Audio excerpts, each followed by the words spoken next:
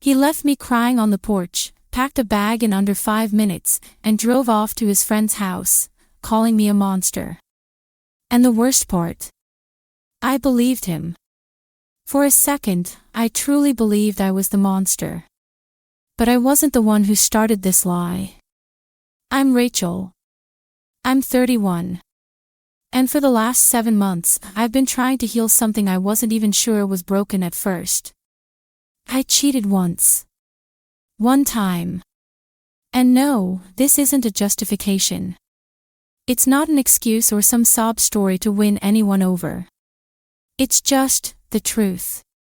It happened after a year of feeling invisible in my own marriage. Ethan, my husband, was always working, always tired, always distant. We used to talk about everything. But somewhere between bills and career stress and the silence that settled in our bed like fog, I started to feel like a ghost in my own home. And after another long night of fighting and him falling asleep on the couch without a word, I cracked. It wasn't passionate or romantic. It was reckless and empty. I felt worse the second it ended. That was the moment I walked into therapy. I didn't want to tell Ethan just to make myself feel better. I knew it would destroy him. So I told my therapist everything. I sobbed and begged for clarity. She said, "Don't confess to relieve your guilt, confess if it will help him. If it'll serve your relationship, not your shame." So I didn't say anything. I stopped talking to the other guy completely. I doubled down on trying to be present, to fix things with Ethan, to deserve him again. And for a while, it worked. Ethan smiled again. We had date nights. He kissed my forehead when he left for work. He even started holding my hand in public again. I thought I'd made it through the storm without sinking the ship.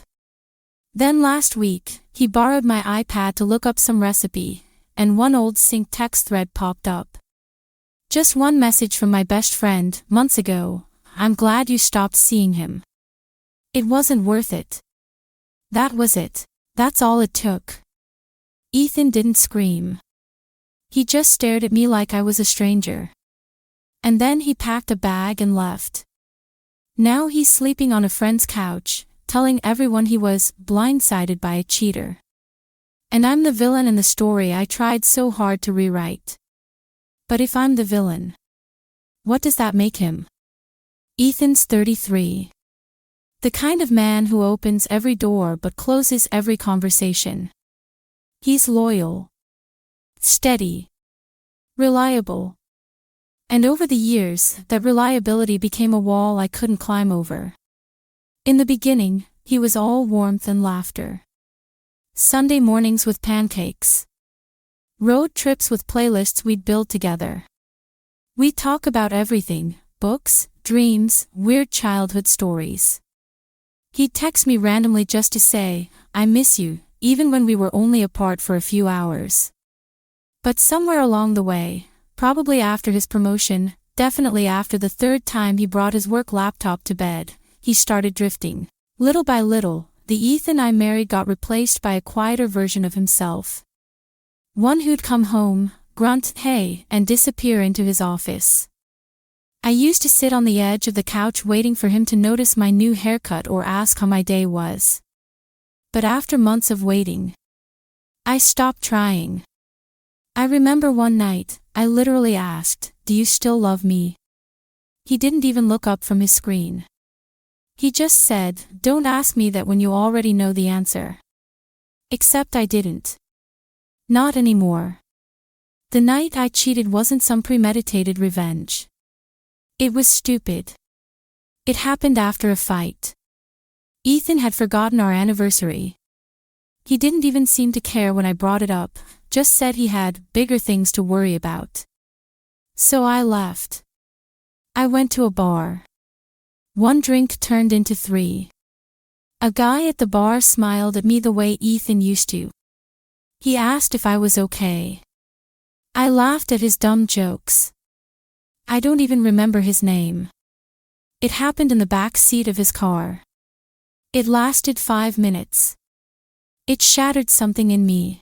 I went home, took the longest shower of my life, and stared at myself in the mirror like I didn't recognize who I'd become. The next morning, I called a therapist. In our first session, I told her everything. The emptiness.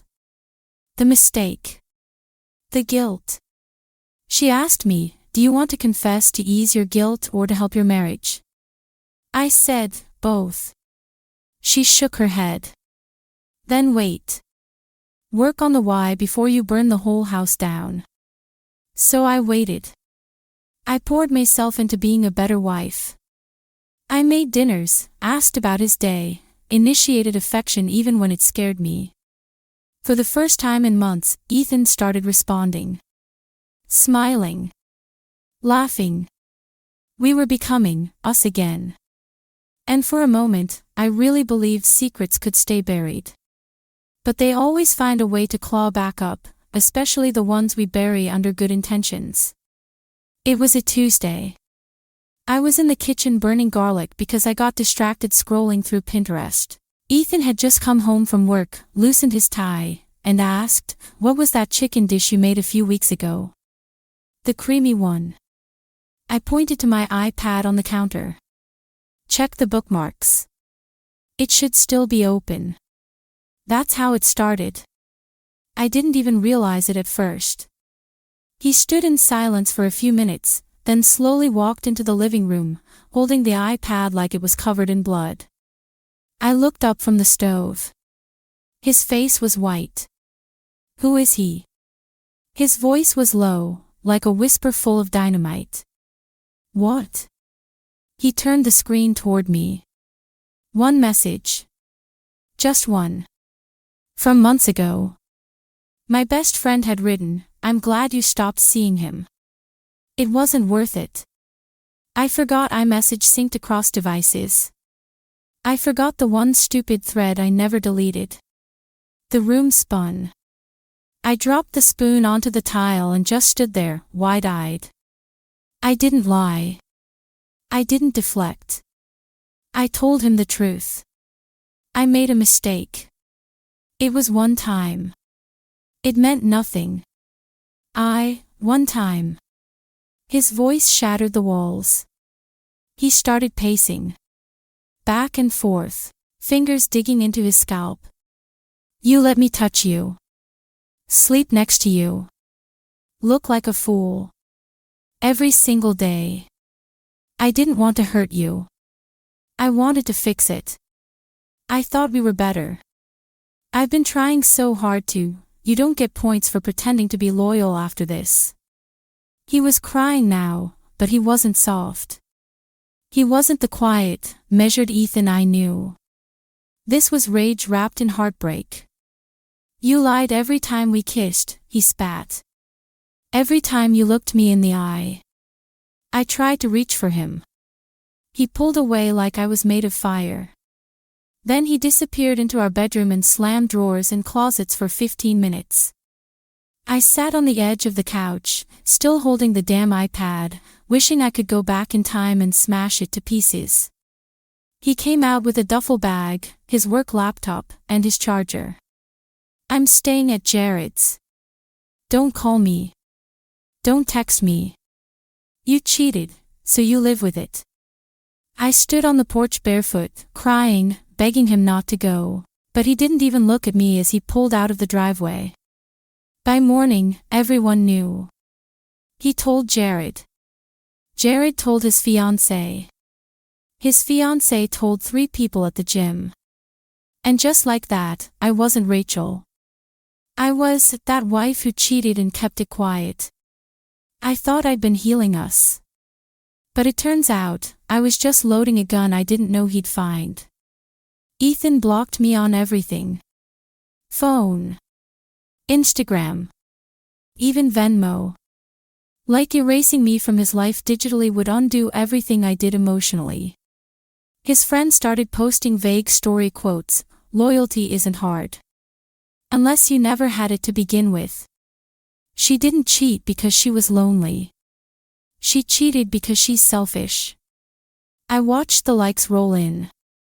People we'd gone on double dates with. People who toasted our anniversary 2 months ago. My family was confused. My mom called 3 times before I finally answered. I didn't even explain it all. I just said, Ethan left. Her silence said everything. And when she finally spoke, it was worse. I thought you were better than this, Rachel. The therapist stood by her advice. She said, you didn't lie. You chose a path of healing. There's a difference. But all I heard was, you listened to me and still destroyed your marriage. I stopped eating. I wasn't trying to punish myself, it just became hard to taste anything. Even the smell of coffee made me nauseous. I started sleeping in the guest room, even though the bed was cold and the pillow smelled like dust. It felt more honest to be uncomfortable. More appropriate. I wrote Ethan a long message. No begging. Just truth. I never stopped loving you. I just stopped feeling like you could see me. What I did was wrong, but not telling you was what I thought love required at the time. He never responded. I saw the read receipt. And that was it. I kept thinking about that night, his bag, his face, his tears. And I kept replaying moments in my head like someone hit rewind on my life and paused on all the wrong scenes. Every laugh now looked fake. Every kiss, stained. Even the good memories started to rot at the edges. It was like my brain took out a camera, developed the negatives, and handed me the worst version of every moment we ever had. Black and white. Ugly and overexposed. And just when I started believing I deserved all of it, the shame. The isolation. The label. I got a message. From Jared. Ethan's best friend. You don't deserve what he's doing to you. There's stuff you don't know. I stared at the screen. My stomach dropped. What could possibly be worse than what I already knew? Jared's message sat on my phone screen for an hour before I responded. I kept reading it over and over. You don't deserve what he's doing to you. There's stuff you don't know. Eventually, I called him. I didn't even say hello, just whispered, what do you mean? Jared sighed like he'd been holding it in for weeks. Ethan's been talking to someone else. Since way before he found out about you. My mouth went dry. What do you mean, talking? I mean flirting.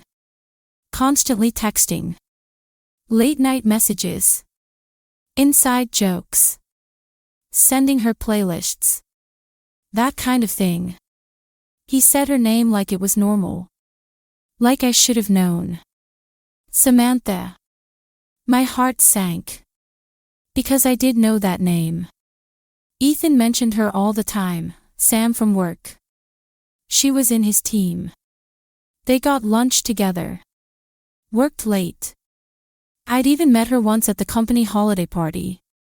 She was pretty. Way too interested in Ethan's stories. I remember once, he was smiling at his phone. I joked, texting your girlfriend. He looked up and said, don't be insecure, Ratch. Then he kissed my cheek and put the phone face down. Jared kept talking. He didn't physically cheat. Not that I know of. But he was emotionally in it. And when I called him out, he said it wasn't the same, because he didn't cross a line.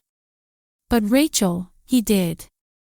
Just not in a way anyone could screenshot. I felt nauseous. Ethan had painted himself as the heartbroken husband, blindsided by betrayal. But while I was drowning in guilt, he was sending fire emojis to someone named Sam and telling her she was easy to talk to. When I brought it up in therapy, I was shaking with anger and confusion. My therapist just nodded. Two wrongs don't cancel each other, she said softly. But they do offer clarity. And that was the word I didn't know I needed, clarity. Not forgiveness. Not redemption. Just the truth. For the first time since Ethan left, I didn't feel like the only broken person in the marriage. I wasn't absolved. I still made my mistake. But I wasn't the only one keeping secrets. He just got caught later. I wrote him one final letter. Not a plea for forgiveness. Not even an apology. Just the truth. You grieved me like I was the only one who failed us. But I was carrying both our sins, and only one of us ever said that out loud. I don't need you to forgive me anymore. I just need you to stop pretending you never needed forgiveness too. I never sent it. But it felt like the first honest thing I'd done in weeks. I used to believe that secrets could be medicine. That if you wrapped them in good intentions and swallowed hard enough, they'd dissolve into nothing. But the truth doesn't disappear. It festers. It grows between two people like a wall neither one notices, until it's too high to climb over. I thought keeping the truth would protect us. But all it did was build the same wall Ethan was already building on his side, with his late-night texts and harmless, emotional connections. We weren't healing. We were pretending. And I was too scared to admit that our silence was louder than our love. I'm still in therapy. Still trying to find the version of myself that believes in second chances, in honesty, in being seen and still being worthy. I don't defend what I did. I don't minimize it. But I also don't carry the whole weight of our failure anymore. Ethan never responded to my final letter. He's still gone. He moved out of Jared's place a few weeks later. From what I've heard, Samantha, the coworker, isn't around anymore either. Whatever they were or weren't, ended too. Maybe it was never real. Maybe they were both just using each other to feel something when their relationships went numb. The same way I did, once. People ask me if I regret it. And the truth is, I regret who I became to survive that version of our marriage. Not because I think I was evil, but because I stopped asking for what I needed. I punished myself long before anyone else did. But I'm done doing that now. If there's anything I've learned, it's this: sometimes we make mistakes not because we don't care, but because we feel invisible. Sometimes we lie not to hurt someone, but to preserve something we're still trying to save. And sometimes that doesn't make us evil. Just human. So here's what I want to ask you, whoever you are, wherever you are, if your mistake was one moment, but your healing has been real, do you still deserve to be destroyed by it? Or are you allowed to grow past it, even if no one ever says they forgive you? That's the question I ask myself every morning. And no, there's no clean answer. But I know this: I may be alone now. But I'm standing. And for the first time in a long time, I'm not hiding from the truth. I'm walking through it.